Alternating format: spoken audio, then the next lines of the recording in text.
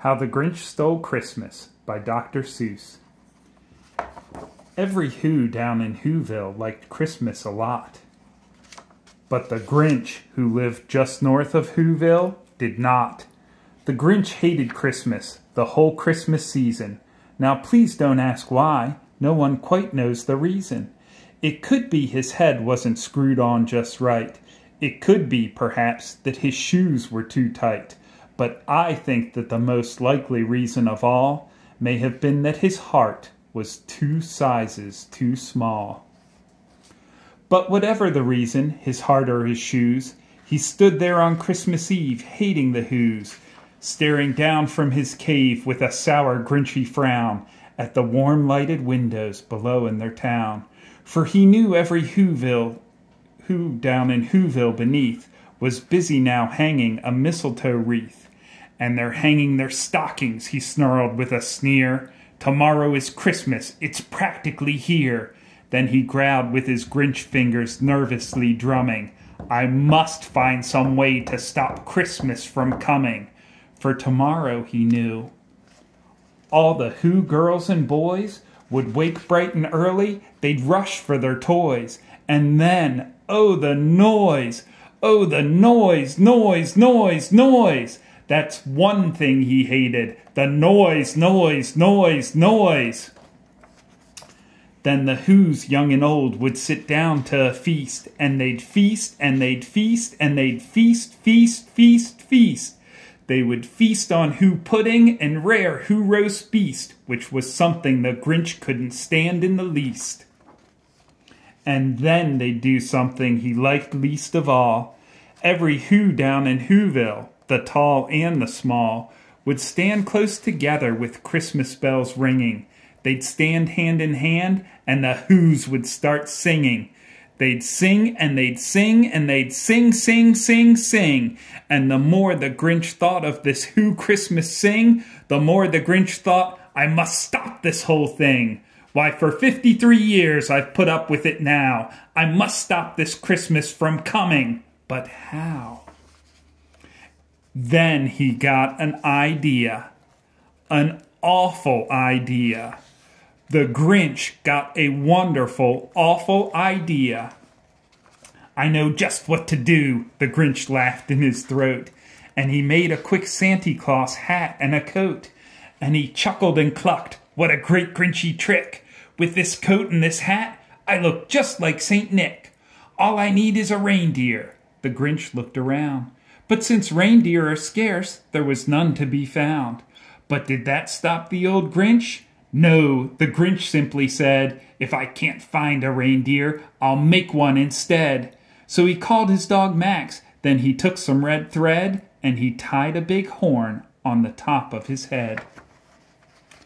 Then he loaded some bags and some old empty sacks on a ramshackle sleigh, and he hitched up old Max.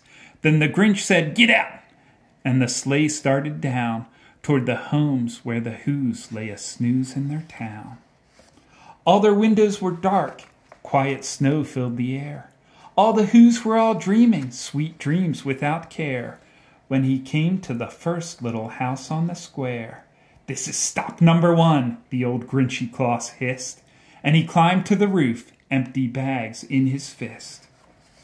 He slid down the chimney, a rather tight pinch, but if Santa could do it, then so could the Grinch. He got stuck only once for a moment or two, then he stuck his head out of the fireplace flue, where the little Who stockings all hung in a row. These stockings, he grinned, are the first things to go. Then he slithered and slunk with a smile most unpleasant around the whole room, and he took every present. Pop guns and bicycles, roller skates, drums, checkerboards, tricycles, popcorn, and plums.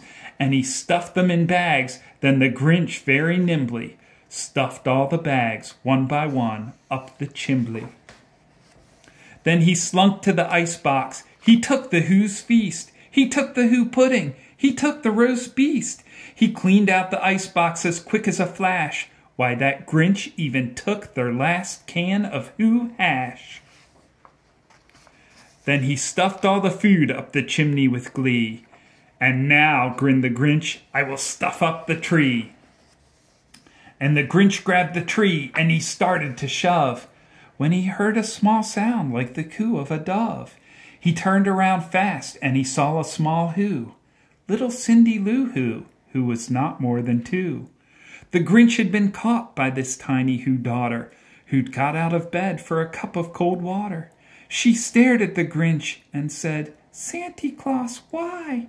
Why are you taking our Christmas tree? Why?"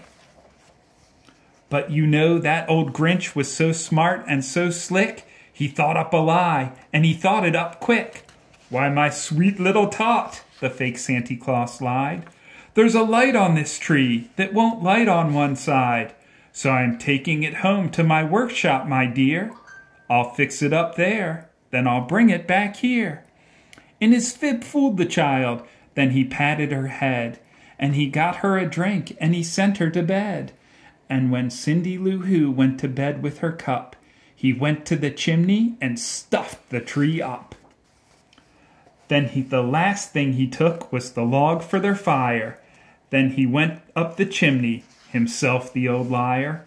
On their walls he left nothing but hooks and some wire, and the one speck of food that he left in the house was a crumb that was even too small for a mouse. Then he did the same thing to the other Who's houses, leaving crumbs much too small for the other Who's mouses. It was 1/4 dawn, all the Who's still abed, all the Who's still a snooze when he packed up his sled. Packed it up with their presents, the ribbons, the wrappings, the tags and the tinsel, the trimmings and the trappings. 3,000 feet up the side of Mount Crumpet, he rode with his load to the tip-top to dump it. "Pooh-pooh to the Who's," he was Grinchishly humming. "They're finding out now that no Christmas is coming. They're just waking up, I know just what they'll do. Their mouths will hang open a minute or two. Then all the Who's down in Whoville will all cry, 'Boo-hoo.'" "That's a noise," grinned the Grinch, "that I simply must hear." So he paused, and the Grinch put his hand to his ear. And he did hear a sound rising over the snow. It started in low, then it started to grow. But the sound wasn't sad. Why, this sound sounded merry. It couldn't be so, but it was merry, very. He stared down at Whoville. The Grinch popped his eyes. Then he shook. What he saw was a shocking surprise.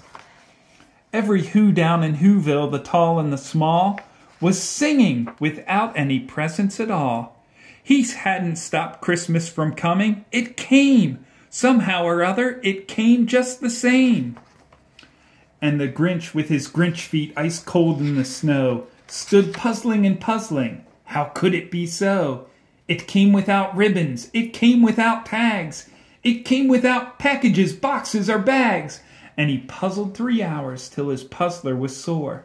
Then the Grinch thought of something he hadn't before.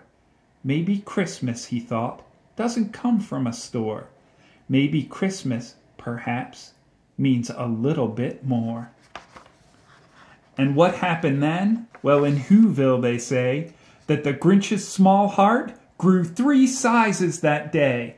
And the minute his heart didn't feel quite so tight, he whizzed with his load through the bright morning light, and he brought back the toys and the food for the feast, and he himself, the Grinch, carved the roast beast.